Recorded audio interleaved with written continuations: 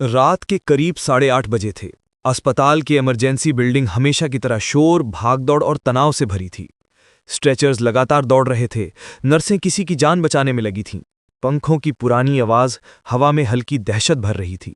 लेकिन उसी भीड़ के बीच एक टूटी प्लास्टिक की कुर्सी पर बैठी थी मीरा, एक गरीब माँ, जो अपनी गोद में अपने नन्हे बेटे चिराग को लिए लगातार रो रही थी। उसके दुपट्टे में अस्पताल की दवाई और पसीने की गंध बस चुकी थी। आंखें सूज चुकी थीं और गोद में पड़ा उसका बच्चा सांस भी मुश्किल से ले पा रहा था।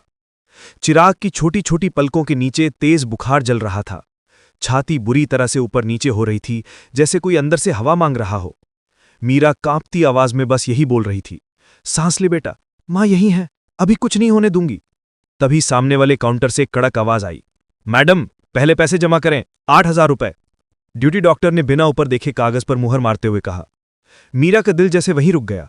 साहब, मेरे पास सिर्फ 600 रुपए हैं, बाकी मैं लेकर आ जाऊंगी, कसम है मेरी, बस इलाज शुरू कर दो। उसकी आवाज इतनी टूटी हुई थी कि सुनकर किसी का भी दिल पिघल जाए।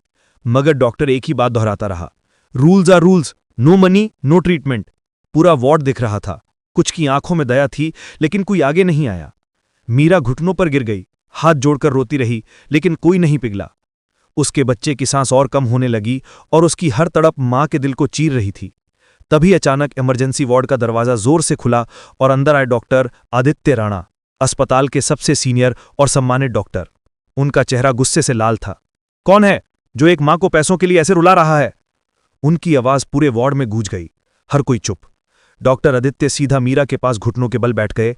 चिराग की नब्ज देखी, चेस्ट सुनी, माथा छुआ और उनके चेहरे का रंग पल भर में बदल गया। This child is critical and you deny treatment. उनकी गरज से पूरा स्टाफ सहम गया। नर्स, नेबुलाइजर चालू करो, इंजेक्शन तैयार करो, आईसीयू में बेड खाली करो, राइट नाउ। अगले ही पल जैसे अस्पताल एकदम जाग गया हो। सब भागने लगे, नर्सें दौड़ पड़ी, मशीनें चालू हो गईं। डॉक्टर आदित्य ने मीरा की आंखों में देखा और बोले, बहन, अब डरने की जरूरत नहीं, अभी तुम्हारे बेटे का इलाज शुरू होगा। आज इस अस्पताल में पैसों का नाम कोई नहीं लेगा। मीरा वहीं जमीन पर बैठकर रो पड़ी। इलाज शुरू हुआ। चिराग के मुंह पर मास्क लगाया गया, दवाई दी गई, इंजेक्शन लगाए गए और धीरे धीरे उसकी सांसें स्थिर होने लगी। 1 घंटे बाद डॉक्टर आदित्य वापस आए। चेहरे पर हल्की मुस्कान थी। चिराग खतरे से बाहर है।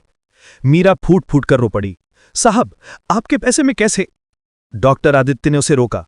मां, आज तुमने मुझे याद दिलाया कि मैं डॉक्टर क्यों बना था। उनकी आवाज भरा गई। पूरा वार्ड सुन रहा था। फिर उन्होंने स्टाफ की तरफ देखा और बोले, आज से इस अस्पताल में किसी बच्चे का इलाज पैसों की वजह से नहीं रुकेगा, चाहे वो किसी भी घर का हो। पूरा वार्ड तालियों से गूंज उठा। मीरा अपने बच्चे को सीने से लगाए रो रही थी। आज भगवान ने डॉक्टर का रूप लेके मेरे चिराग को बचाया है। और सच में उस रात अस्पताल में सिर्फ इलाज नहीं हुआ, इंसानियत जिंदा हुई थी। ओ भाई, बस जाने से पहले एक काम कर देना, लाइक कर देना और सब्सक्राइब दबा देना, क्योंकि ऐसी कहानियां हम रोज दिल से बनाते हैं आपके लिए।